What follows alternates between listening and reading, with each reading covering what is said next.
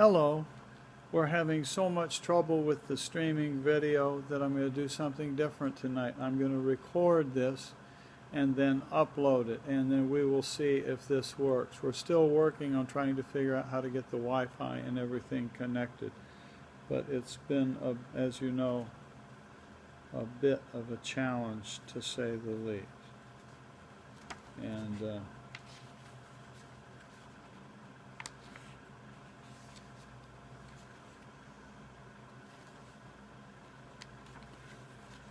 And I think this is the fourth section.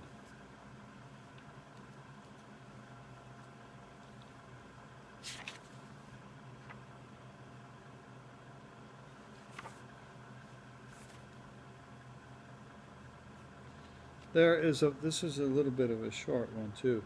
There is a parable in the Upanishads in which someone asks, "How do you see? Is it because of the sunlight? When there is no sunlight, is it because of the moonlight? When there is no moonlight, then is it fire that allows you to see? When there is no fire, then what helps you see? Even in the deepest darkness, you can see yourself. You don't see yourself through your eyes, yet you know that you exist. I am talking about that which you don't see with your eyes, yet you know it is right. You don't need any proof that you exist. You don't ask people, 'Am I standing here?' You know it. You are here. You don't need any evidence of that. A time will come when you will know your true self. You don't need a Swami, a book, or your neighbor to tell you. Yes, you are enlightened. To become enlightened is the human endeavor. Don't stop pursuing that goal. The question is, how can this human endeavor be attained? First, you have to eliminate your foolish ideas, because otherwise they'll create obstacles in your mind. Without knowing yourself, you seek to know God. Instead, know yourself first, and then you will easily know God. Your prime duty is to know yourself, and when you know the self of all, that is God.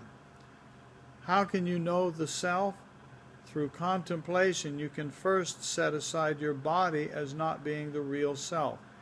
Then you can eliminate your senses, your prana, and then your mind, because they all change, and then what is left behind is the self.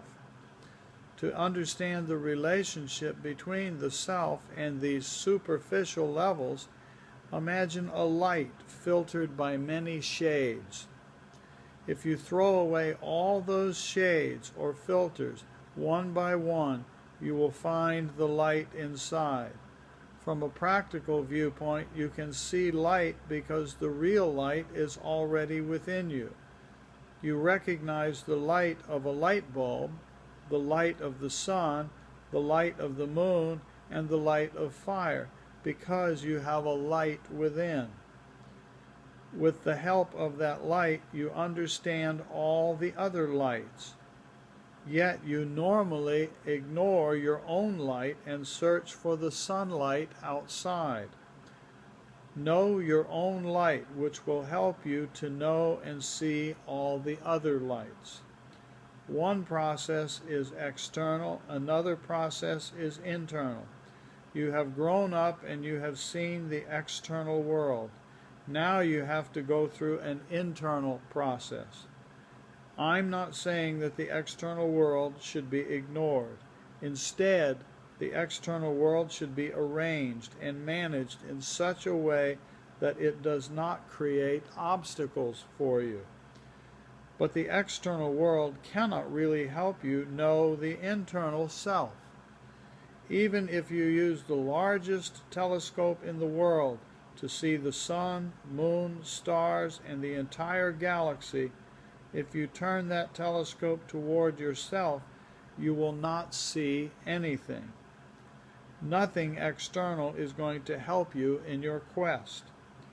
To see that self, you will have to use that light that is there even when there is no light existing outside you.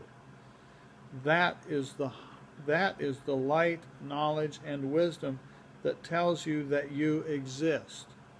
You have to use this light as your guide, and you need to use a particular method to do this. And next time we'll go into that method.